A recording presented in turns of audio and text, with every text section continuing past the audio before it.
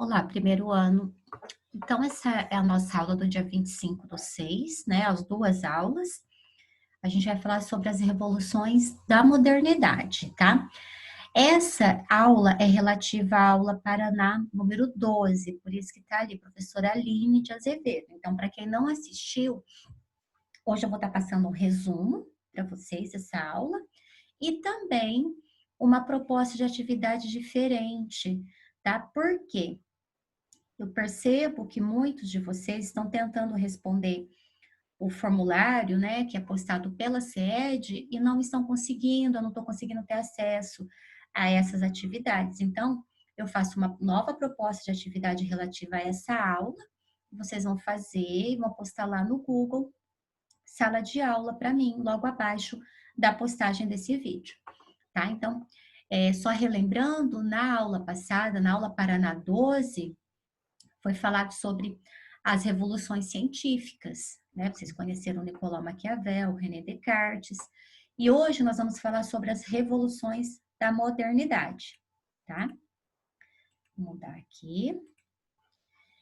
Então, retomando um pouquinho, a sociologia é um conhecimento científico que investiga questões relacionadas à nossa vida e sociedade, como, por exemplo, o processo de socialização e as instituições sociais.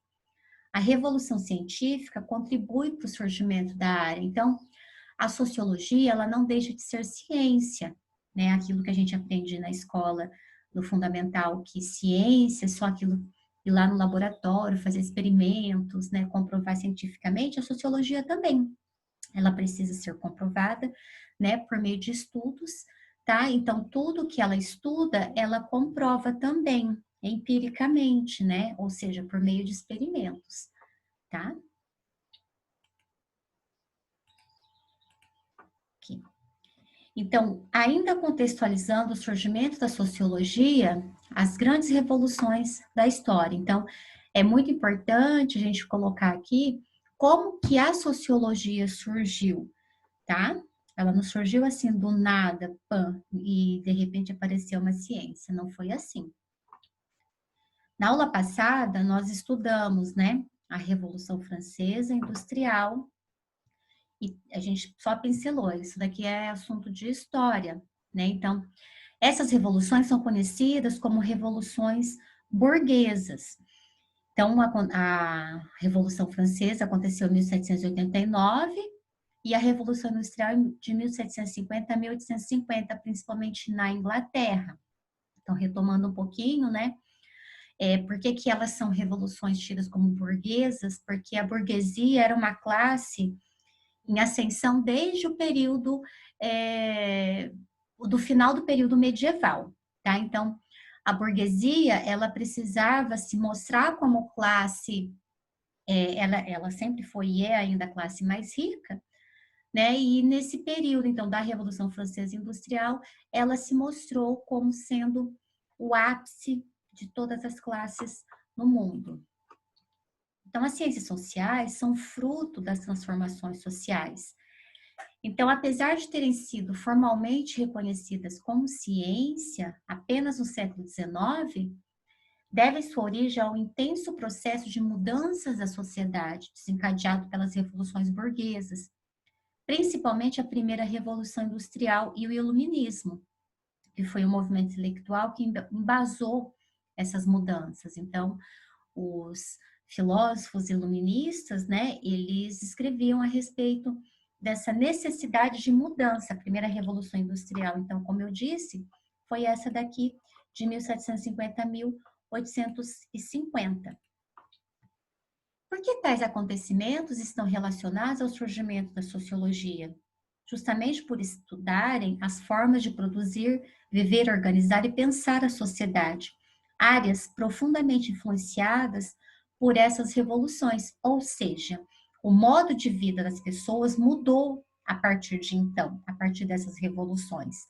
Né? Se antes a população morava na zona rural, agora a população precisa se mudar para cidades em busca de emprego. Então, agora já não é mais aquela sociedade agrária, aquela sociedade que vivia em torno da produção agrícola apenas, né? Uma sociedade que mudou seu estilo de vida, que foram para a cidade em busca de emprego, em busca de se tornar talvez burgueses, quem sabe, né? E o meio de produção industrial passou a regir o modo, o estilo de vida dessas pessoas. Essas atividades que na aula passada eu tinha falado que não precisava fazer, dessa vez vocês vão precisar fazer colocando somente as respostas, né? Então, o William e o Oliver, que sempre me mandam as atividades certinho, respondem tudo, não, se tiverem feito já a aula 12, né? Não precisa estar fazendo, tá? O William e o Oliver. Mas o restante precisa estar fazendo no caderno como conteúdo. Pode colocar somente as respostas, tá? Não precisa copiar toda a atividade. Então, sobre a relação entre as ciências sociais e as revoluções da modernidade, é correto afirmar: as ciências sociais foram responsáveis pelo surgimento de grandes revoluções da história para tê-las como objeto de estudo? Ou as revoluções burguesas tiveram influência no surgimento das ciências sociais devido às grandes transformações que ocasionaram na sociedade, que precisavam ser investigadas, né? Então, vocês vão colocar a resposta. O que foi a Revolução Industrial? A Revolução Industrial, ela transformou o modo de produzir, modificando a maneira das pessoas se relacionarem.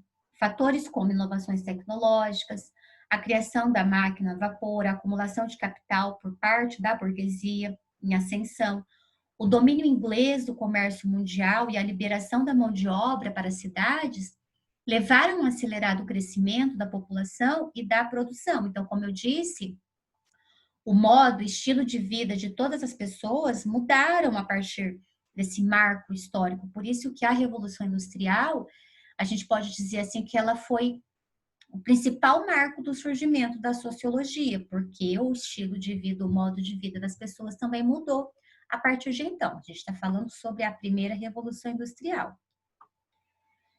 Então, a produção em série de alimentos, tecidos, objetos, né, as máquinas, aumentou a oferta e barateou o custo final dos produtos, marcando o declínio do modo de produção artesanal.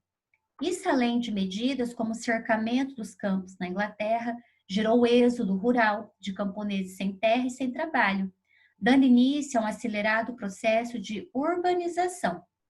Lembrando que até então, as pessoas viviam mais em vilas rurais, viviam muitas dentro de cercamentos das grandes propriedades rurais que existiam na Europa, né?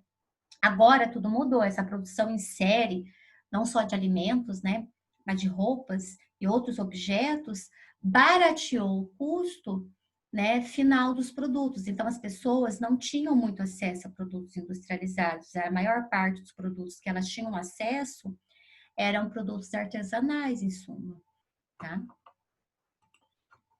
Então, os camponeses destituídos de suas terras, né, e os artesãos arruinados passaram a ser empregados nas fábricas, sujeitando-se a baixos salários e extensas jornadas de trabalho. A Revolução Industrial causou uma situação de extrema pobreza e desemprego. Consolidava-se o capitalismo. Então, assim, essa transição, essa saída da galera que saía da zona rural e ia para a cidade, não foi assim uma coisa linda de se ver. Não, pelo contrário, pessoas e mais pessoas eram jogadas nas cidades que estavam em crescimento, aceitavam trabalhar nas fábricas, muitas vezes, em troca só da comida, né? Trabalhava mais de 16 horas, 15 horas dentro dessas fábricas, muitas delas levavam crianças também, porque não tinham com quem deixar essas crianças, e isso gerou cada vez mais a pobreza e o desemprego, que é uma das características do capitalismo. Então, para Marx, né, na obra O Capital, o capitalismo ela se caracteriza pela propriedade privada dos meios de produção, mediante divisão técnica e social do trabalho, pela busca constante de novos mercados, por apresentar o lucro como principal objetivo. Nós vamos estudar um pouquinho mais a respeito de Karl Marx, mas vale lembrar que esse autor que escreveu suas obras, né, no final do século XIX, principalmente nesse O Capital, que tem mais de 6 volumes, são livros bastante extensos, ele viveu toda essa transição desse modo de vida, né? E ele não concordava com isso, ele era totalmente contrário a tudo que ele viu acontecer, a pobreza, o desemprego, a desigualdade social crescente, né? Isso porque o Marx, ele nem imaginava o que ia acontecer, o que vem acontecendo hoje, né? Por conta desses meios de produção em escala.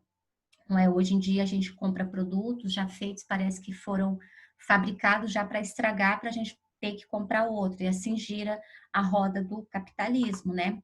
A gente não pode comprar um produto muito durável, ele não existe, na verdade. Se ele existe, ele é muito caro, né? Então, Marx, ele, em 1848, ele escreveu o Manifesto do Partido Comunista, que ele foi muito brilhante em suas ideias. É claro que a proposta que ele faz nunca deu certo no mundo, que é a Revolução Comunista, mas ele previu, por exemplo, a globalização. Ele não usa esse termo globalização, mas ele previu que isso poderia acontecer, né? Então, a gente vê hoje esses acordos comuns entre, né, as regiões do mundo, principalmente em relação ao mercado.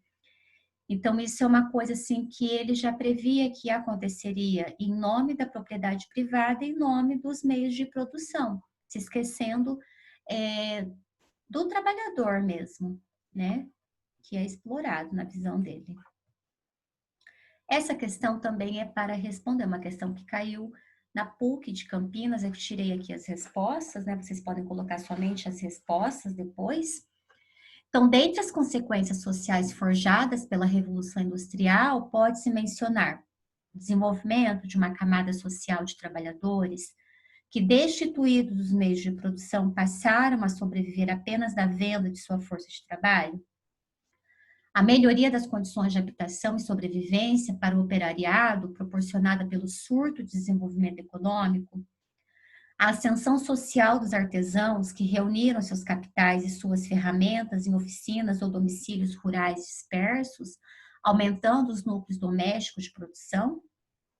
Ou foi o desenvolvimento de indústrias petroquímicas favorecendo a organização do mercado de trabalho de maneira a assegurar emprego a todos os assalariados? Essa a resposta ela está bem óbvia, né? Eu acabei de tratá-la anteriormente.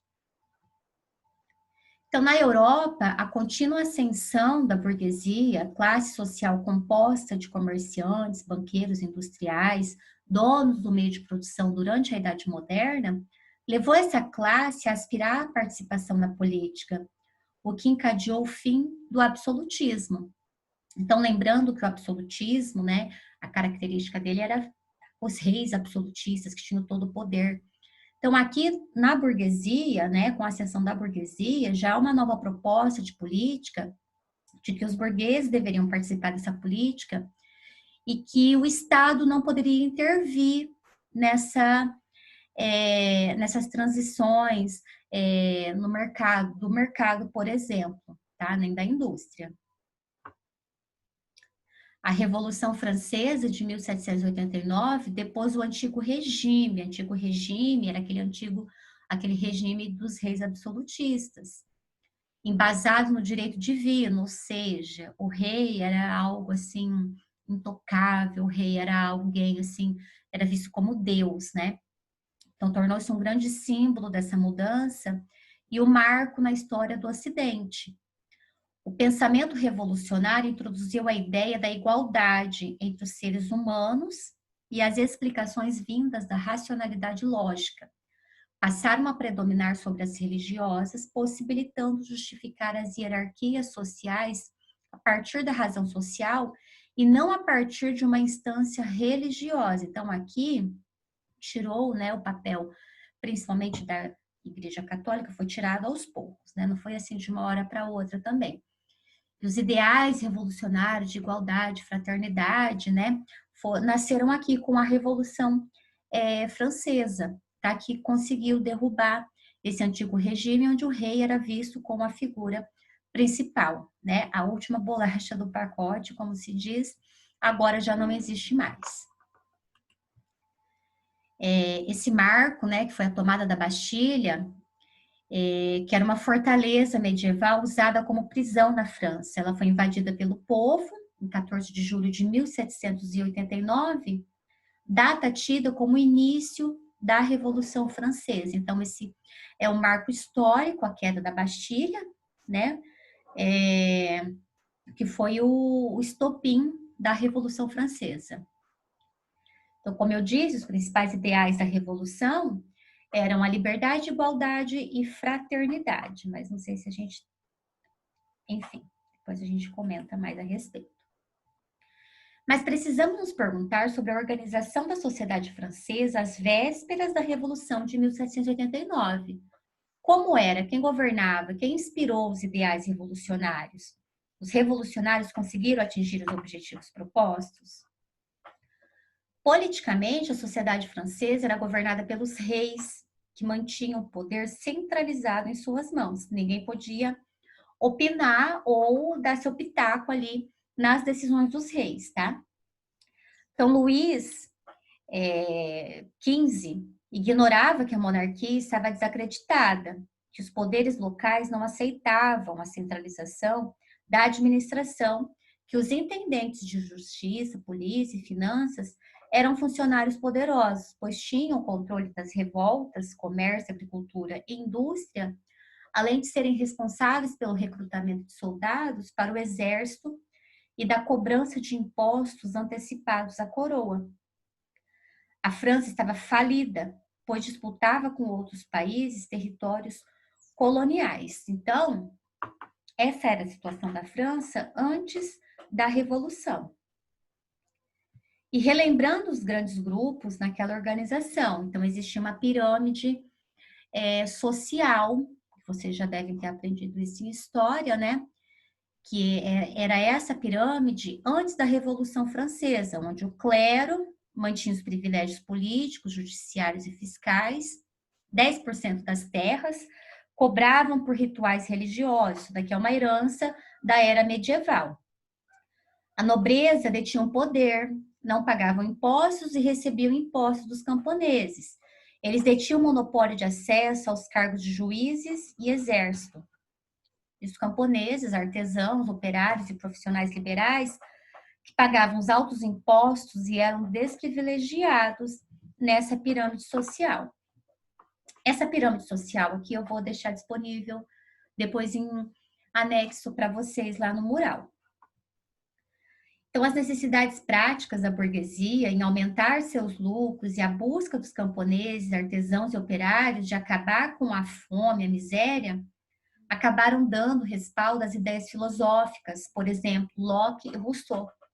Só faltava arregaçarem as mangas e irem para a luta. Foi o que aconteceu quando uma multidão invadiu e tomou a Bastilha, fortaleza onde o rei trancafiava seus inimigos políticos. Essa questão também é para ser respondida, tá? A Revolução Francesa representou um marco na história ocidental, por seu caráter de ruptura em relação ao antigo regime.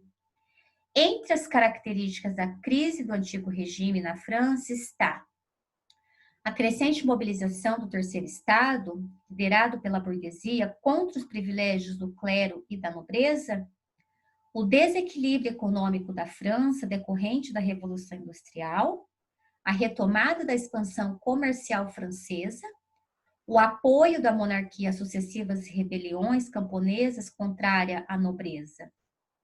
Então, a Declaração dos Direitos do Homem e do Cidadão, estabelecida no contexto da Revolução Francesa, ainda hoje embasa os estatutos dos Estados democráticos. A declaração teve como embasamento o iluminismo, que elegeu a razão como forma de explicação da realidade e foi protagonizado pelo pensamento de filósofos observadores dos comportamentos sociais, dentre eles David Hume, Montesquieu e Rousseau. Então, Jean-Jacques Rousseau era a favor do contrato social, que era uma forma de promover a justiça social, na visão dele. Ele apregoava que a propriedade privada gerava desigualdade entre os homens. Segundo ele, os homens teriam sido corrompidos pela sociedade quando a soberania popular tinha acabado. Então, ele tem um livro chamado Contrato Social, que ele trata, bem extenso esse livro, né, a respeito dessa forma de promover a justiça social, que a gente sabe que ela, né, até hoje, ela é algo assim muito discutível e que não é muito colocada em prática. O que os filósofos iluministas tinham em comum? Trazer ideais baseados na razão, visando algumas mudanças sociais, ou teorias a respeito do fortalecimento do absolutismo? Essa aqui está bem clara, né, a resposta. O século XVIII, então, foi marcado por grandes transformações políticas, surgimento dos estados-nação, expansão dos direitos civis e perda de influência de instituições como nobreza e igreja. E as ciências sociais se constituíram no auge da modernidade para explicar por que e quais características das sociedades mudam e permanecem. Então, esse é o papel das ciências sociais: analisar, estudar, né, o que mudou, o que permanece desde o surgimento da modernidade. Essa questão também é para responder. Em nosso país, queremos substituir o egoísmo pela moral, o uso dos princípios, as conveniências pelos deveres, a tirania da moda pelo império da razão, o desprezo à desgraça pelo desprezo ao vício, a insolência pelo orgulho, a vaidade pela grandeza de alma, o amor ao dinheiro pelo amor à glória, a boa companhia pelas boas pessoas, a intriga pelo mérito, o espirituoso pelo gênio, o brilho pela verdade, a mesquinharia dos grandes pela grandeza do homem. O discurso de Robespierre, de 5 de fevereiro de 1794, do qual o trecho transcrito é parte, relaciona-se a qual dos grupos políticos sociais envolvidos na Revolução Francesa? Ao clero francês, a militares, a nobreza, aos representantes da pequena e média burguesia? Essa resposta também está bem clara, tá? Precisa ser feita, responda no caderno.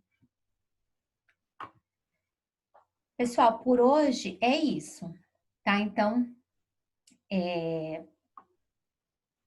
a respeito, então, dessa aula, vocês não precisam estar respondendo. Para quem já respondeu, igual eu falei, o William e o Oliver, que costumam responder as questões lá do formulário e enviar certinho, tudo bem, não tem problema não. Mas para quem não fez, que só está devolvendo a atividade para mim sem fazer, eu quero que faça essas atividades, então, que além de valer 10 pontos, valerá também a presença de vocês na aula de hoje. 2 presenças, tá? Então, por hoje é só.